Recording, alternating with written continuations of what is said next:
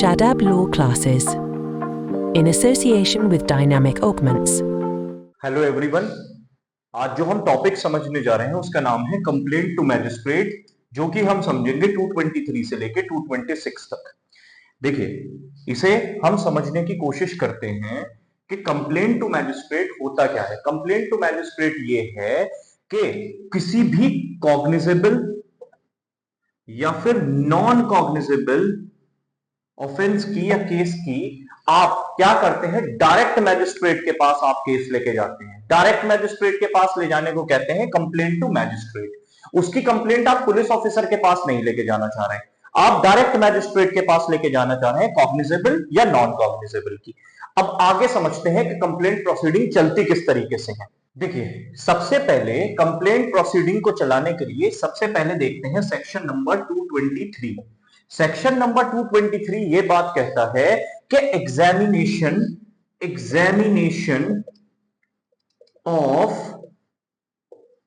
Complainant, ठीक है, जिसने कंप्लेंट लगाई है, एक तो उसका एग्जामिनेशन होगा और उसके साथ अगर कोई भी विटनेसेस हैं उनका एग्जामिनेशन। कोर्ट सबसे पहले यहां पे एग्जामिनेशन करता है 223 के अंदर, जब कभी भी कंप्लेंट प्रोसीडिंग शुरू करता है कोर्ट।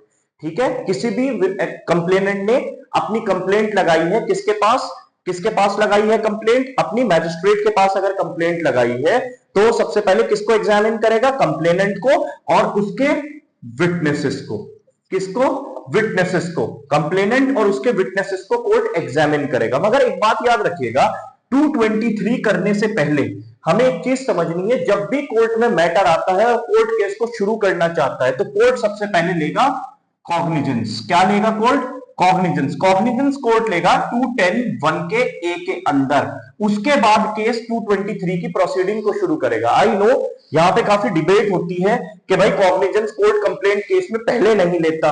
देखिए, जब कोर्ट को लगता है कि कंप्लेंट के अंदर दम है, ठीक है, तो उसके बाद वो कॉग्निजेंस फिर से लेता है, वो लेता है एक्यूज्ड के अगेंस्ट। इसीलिए प्रोवाइजो भी ऐड करा गया है वहां पे कि कोर्ट जो है कॉग्निजेंस नहीं लेगा एक्यूज्ड के अगेंस्ट बिना एक्यूज्ड को सुने। तो इसी वजह से कोर्ट दोबारा कॉग्निजेंस लेता है, मगर कॉग्निजेंस कोर्ट पहले लेगा केस को शुरू करने के लिए, उसके बाद वो examination of complainant and witnesses करेगा। एग्जामिनेशन अब आगे समझते हैं।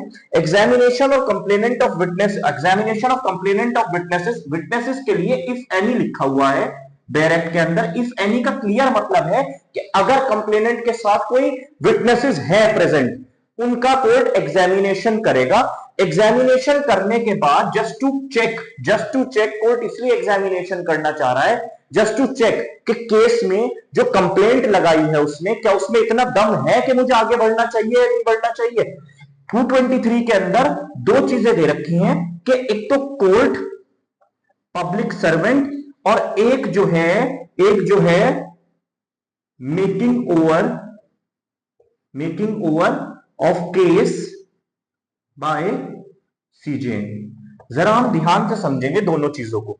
अगर कंप्लेंट लगाई है कोर्ट या पब्लिक सर्वेंट ने इन कोर्स ऑफ ड्यूटी, अगर वो इन कोर्स ऑफ ड्यूटी थे, अगर कंप्लेंट लगाई है कोर्ट और पब्लिक सर्वेंट ने, या फिर मेक ओवर करके आया है केस जुडिशियल मैजिस्ट्रेट के पास, सीजेएम ने मेक ओवर करके जेएम को भेजा है, जेएम 1 को नीचे भेजा है, तो इन दो केसेस के अंदर कोर्ट कभी भी एग्जामिनेशन नहीं करेगा। एग्जामिनेशन ऑफ कंप्लेनेंट फिर नहीं होगा, बिल्कुल भी नहीं होगा। बाकी और केसेस के अंदर इन दो को छोड़ के बाकी सारे केसेस में कोर्ट सबसे पहले क्या करेगा, एग्जामिनेशन ऑफ कंप्लेनेंट करेगा ही करेगा। जिसने कंप्लेंट लगाई है उसका एग्जामिनेशन होगा और उसके विटनेसेस का होगा। मगर अगर कंप्लेंट कोर्ट ने, पब्लिक सर्वेंट ने या फिर मेक ओवर करके भेजी है सीजेएम ने जेएम 1 को किसी भी केस की, इन दो केसेस के अंदर कोर्ट कभी भी एग्जामिनेशन ऑफ कंप्लेनेंट नहीं करेगा। Making over of case by CJM का यह मतलब होता है कि सीजेएम ने कॉग्निजेंस लेने के बाद ही भेजा है, तो सीजेएम ने ऑलरेडी एग्जामिनेशन ऑफ कंप्लेनेंट या तो कर लिया होगा। मगर अगर कोर्ट फिर भी चाहे तो इस केस में एग्जामिनेशन कर सकता है, ठीक है, मगर वैसे नॉर्मली नहीं करना है आपको एग्जामिनेशन। तो ये दो केसेस हैं, कोर्ट और पब्लिक सर्वेंट। इन केसेस में या फिर मेकिंग ओवर के केसेस में एग्जामिनेशन ऑफ कंप्लेनेंट करने की कोई जरूरत नहीं है। अब हम आगे समझते हैं। अब देखिए, जब कोर्ट 223 में एग्जामिनेशन कर लेता है एग्जामिनेशन कर लेता है तो कोर्ट के पास दो ऑप्शन आते हैं। कोर्ट के पास दो ऑप्शन आते हैं, या तो कोर्ट क्या करे, या तो कोर्ट कर दे, दो की जगह तीन कर लेते हैं हम, तीन ऑप्शन आ जाते हैं। या तो कोर्ट क्या करे, इन्वेस्टिगेशन या फिर इंक्वायरी इसके ऑर्डर कर दे, इन्वेस्टिगेशन या फिर इंक्वायरी के ऑर्डर कर दे अंडर सेक्शन 225। ये इन्वेस्टिगेशन चैप्टर नंबर 13 की इन्वेस्टिगेशन से बिल्कुल अलग है, जिसमें एफआईआर होती है, फिर इन्वेस्टिगेशन होती है। ये इन्वेस्टिगेशन वो है, जैसे ही कोर्ट ने एग्जामिनेशन करा उसके बाद ये चेक करने के लिए कि केस में कोर्ट को लगता है अभी दम कम है, मुझे पता लगाना है कि एक्चुअली में ऐसा हुआ है या नहीं हुआ है, तो कोर्ट इन्वेस्टिगेशन या तो पुलिस ऑफिसर से या किसी भी एनी अदर पर्सन, किसी भी पर्सन को उस स्पॉट पे भेज के इंक्वायरी, कोर्ट खुद इंक्वायरी, क्या खुद इंक्वायरी करके, या तो कोर्ट खुद इंक्वायरी करे या इन्वेस्टिगेशन के लिए किसी पुलिस ऑफिसर या एनी अदर पर्सन को भेजे अंडर सेक्शन 225 ऑर्डर कर दे कि जाके वहां चेक करके आओ कि ऐसा कुछ हुआ है या नहीं हुआ है, और वहां पे वो अरेस्ट वगैरह कुछ नहीं कर सकते, ठीक है, बस जस्ट टू चेक कि इस केस में ऐसा हुआ है या नहीं हुआ है। दूसरा ऑर्डर कोर्ट क्या दे सकता है, मान के चलिए एग्जामिनेशन करने के बाद पहला तो कोर्ट 225 इन्वेस्टिगेशन या इंक्वायरी का ऑर्डर कर दे कि जाके पता करो कि भाई केस में वाकई नहीं ऐसा कंप्लेंट जो लगाई है इसने वाकई नहीं ऐसा कुछ हुआ है या नहीं हुआ है। दूसरी चीज जो कोर्ट कर सकता है वो कर सकता है under section 227 issue of process. Issue of process का मतलब है कि अब कोर्ट क्या करेगा, अब कोर्ट दोबारा कॉग्निजेंस लेगा एक तरीके से, और कॉग्निजेंस किसके खिलाफ, एक्यूज के खिलाफ। एग्जामिनेशन 223 में करने के बाद कोर्ट को अगर ऐसा लगता है कि कंप्लेंट बिल्कुल बन रही है, बिल्कुल ऐसा हुआ है, 223 करने के बाद कोर्ट को ऐसा लग रहा है कि यार बिल्कुल परफेक्ट हुआ है, ये कोई दिक्कत नहीं है, जब कंप्लेनेंट का एग्जामिनेशन करा और उसके विटनेसेस का, तो कोर्ट को लगता है केस में पूरा दम है, तो मैं डायरेक्टली अब क्या करूंगा, issue of process. Issue of process का मतलब ये होता है या तो समन पे या फिर वारंट पे एक्यूज्ड को कोर्ट के अंदर बुलाया जाएगा, ठीक है, इश्यू ऑफ प्रोसेस कर दिया।